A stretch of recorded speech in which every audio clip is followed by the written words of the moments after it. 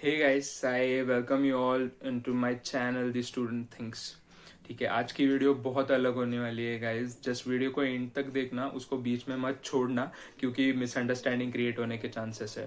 So guys, इस video के जरिए मैं जस्ट एक अवेयरनेस स्प्रेड करने का ट्राई कर रहा हूँ, रादर देन मतलब आप कुछ डिसीजंस रॉन्ग ना लो। जो मैंने एक गलती की लाइफ में और it costed me around 1 lakh rupees, वो आप ना करो और सही टाइम पे खुद के लिए सही डिसीजन लो। ठीक है, रिसर्च करके प्रॉपर, क्योंकि गाइज ये यूट्यूब वीडियोस है, यूट्यूबर्स हो गए, एजेंट्स हो गए, कंसल्टेंट हो गए, इनका यूज या फिर इनकी हेल्प है ना गाइज, सिर्फ ऑप्शंस एक्सप्लोर करने में लो। ठीक है, बट अल्टीमेट खुद की रिसर्च करके ही डिसीजन लेना। मैंने ये गलती की ब्लाइंड ट्रस्ट रख के या फिर जो सामने वाला बोल रहा है उस पर ट्रस्ट रख के, बट आप ये चीज मत करना। एंड या so this is and secondly, thank you for all the subscriptions, likes and comments जो कि आप मुझे डीएम्स भी कर रहे हो, और आपका बहुत सारा प्यार मिल रहा है गाइस। सीरियसली मोटिवेशन मिल रहा है, बहुत सारे वीडियोस आने वाले हैं, लाइंड अप है, सो स्टे ट्यून।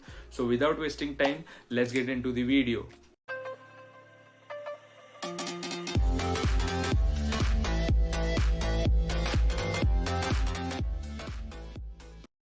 सो गैस, जो भी इंसिडेंसेस मैं ये वीडियो में बताने वाला हूँ दैट आर ट्रू। ठीक है, और सो यही है।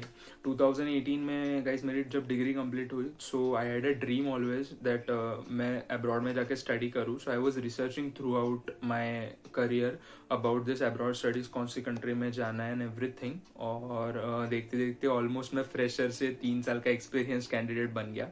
And then finally in 2020 I guess या 2020 में मेरे भाई के एक फ्रेंड ने उसको एक मतलब पीआर की कंसेप्ट से इंट्रोड्यूस कराया। लाइक शी सेड कि why don't you try for PR, why don't you guys try for a PR. So basically PR का मीनिंग क्या होता है गाइस? आप जब किसी भी कंट्री में जाते हो, आपको जब पीआर मिलता है, so it is a 1 step behind citizenship. ठीक है गाइज, आपका टूरिस्ट वीजा, बिजनेस वीजा या फिर स्टूडेंट वीजा, ये एक लिमिटेड टाइम तक होता है। ठीक है, उसके बाद वो एक्सपायर हो जाते हैं। पीआर भी एक्सपायर होता है, बट इट मतलब हम वहां पे ज्यादा से ज्यादा टाइम रह सकते हैं। पीआर रिन्यू भी होता है।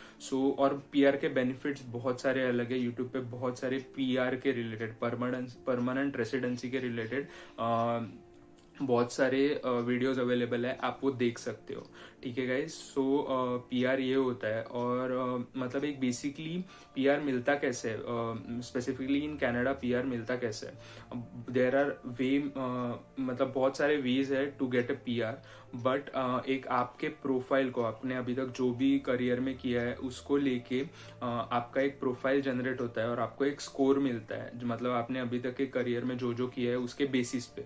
एंड देन फाइनली जब आप IELTS या फिर कोई भी इंग्लिश प्रोफिशिएंसी टेस्ट देते हो, तो उसका स्कोर जो है उसके बेसिस पे आपके पॉइंट्स ऐड होते हैं वो ओवरऑल स्कोर में। एंड और एक आपका प्रोफाइल बिल्ट होता है, जो कि आपका प्रोफाइल क्रिएट होने के बाद वो आपका जो पीआर का पुल रहेगा। लाइक कनाडा में वेरियस स्ट्रीम से आप पीआर ले सकते हो। तो आप बेसिकली पीआर के उस पुल में आपका प्रोफाइल गिरता है। Then Canada invites you to their country and फिर आपको वो पीआर मिल जाता है। ठीक है, सो ये ओवरऑल प्रोसेस है पीआर का। तो ये हमने थोड़ा सा देखा and then finally we went to our one agent या कंसल्टेंट बोल सकते हो।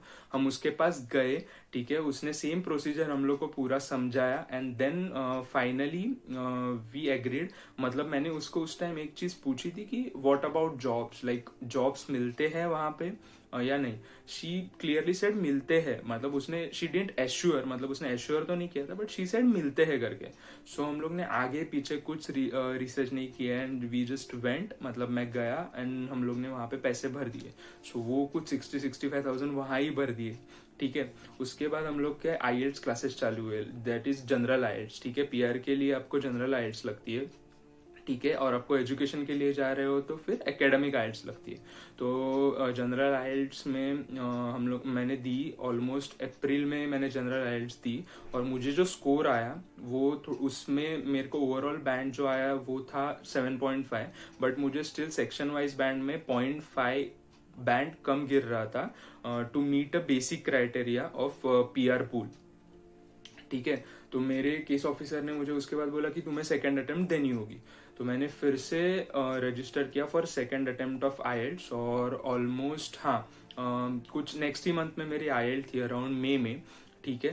तो बट मीनवाइल मैंने थोड़ा सा रिसर्च करना तब भी चाहा, और मैंने रिसर्च करना स्टार्ट कर दिया कि यहाँ से जॉब्स कनाडा में मिलना कितना पॉसिबल है, मतलब यहाँ से पीआर मिलने के बाद जॉब्स, फील्ड जॉब्स मिलना पॉसिबल है या नहीं, because I wanted to work in my field initially, ठीक है। और मेरा यही था कि मैं यहाँ से वहाँ जाऊंगा एंड देन पीआर लेने के बाद थोड़ा काम करूंगा एंड देन डिग्री लूंगा, ऐसा था अब्रॉड एजुकेशन के लिए। बट देन मैंने थोड़ा सर्च किया तो बहुत डिफिकल्ट लगा। And then secondly there was a concept called NOC code, मतलब एक नॉक कोड रहता है, एनओसी कोड रहता है, मतलब आपका प्रोफेशन को यहाँ पे जो भी कहते हैं वही कनाडा में कहेंगे, ऐसा कंपलसरी नहीं है। तो इसीलिए कनाडा ने एक यूनिवर्सल एनओसी कोड दे रखा है कि आप यहाँ पे जो भी प्रोफाइल में काम कर रहे हो उससे वो कनाडा के एक नॉक कोड में जाएगा, उस कोड के अंडर आपका यहाँ का प्रोफाइल डेजिग्नेटेड हो जाएगा। तो मैंने जब मेरा यहाँ का प्रोफाइल वहां पे एनओसी कोड में देखा तो मेरा एनओसी कोड कभी किसी प्रोविंस में पिछले बहुत सालों में डिमांड में ही नहीं है। तो उस बेसिस पे तो कनाडा मुझे इनवाइट करने से रहा, ये मुझे पता चल गया। Then I contacted some of my seniors, okay ठीक है, मेरे सीनियर्स को मैंने कॉन्टेक्ट, मतलब मेरे नहीं, वहाँ पे जो सीनियर्स है रिगार्डिंग मतलब मेरे फील्ड के जो है उनको मैंने कॉन्टेक्ट करना चाहा। एंड देन उनसे बात की तो दे क्लियरली सेड कि यहाँ के जो एम्प्लॉयर्स है वो इंडियन प्रोफाइल्स के जॉब्स को बिल्कुल, मतलब इंडियन प्रोफाइल्स के लोगों को वहां से यहाँ डायरेक्ट अपने एटलीस्ट हमारे फील्ड में जो कि फूड के रिलेटेड फील्ड है वहाँ वैसे तो नहीं एम्प्लॉयमेंट देते हैं, लाइक बहुत रेयर होता है, रेयरेस्ट होता है, बट चांसेस बहुत कम है। गैस उस टाइम मुझे लगा कि I made a big mistake. मैं थोड़ा सा रिसर्च करता पहले कि जॉब है या फिर एनओसी कोड है इसके बारे में, तो मुझे पता चलता था कि पीआर मेरे लिए सही चीज नहीं है। सो ये मेरा एक्सपीरियंस है, ये मुझे लगा कि वो मेरे लिए सही चीज नहीं है।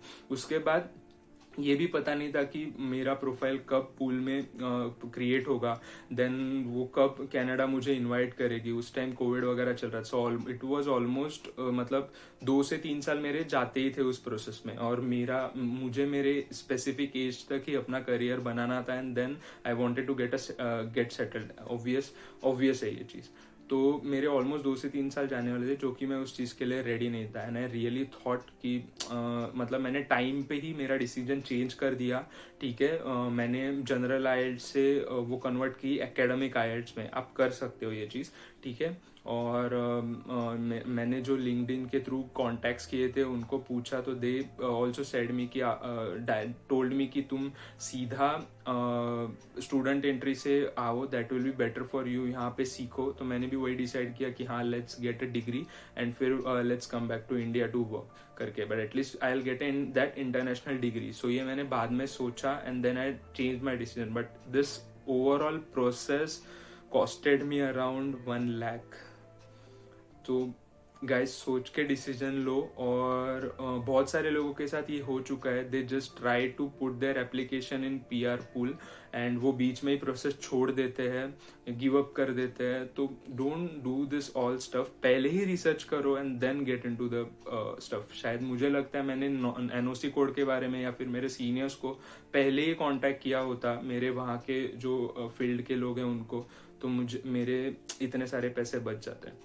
So that's it for today's videos guys. और शायद आपको इससे कुछ सीख मिली हो, या फिर ये मिस्टेक्स आपको, ये ऐसे काइंड ऑफ मिस्टेक आपका कोई फ्रेंड कर रहा हो तो इस वीडियो को उसके साथ जरूर शेयर करना। और कुछ आपके डाउट्स हो regarding this overall PR process या फिर स्टूडेंट प्रोसेस तो मुझे डीएम करना, और वीडियो लाइक करना, एंड ऑब्वियस कमेंट तो करना ही है। So guys, that's it for today's videos. Be safe in this COVID scenario. Thank you.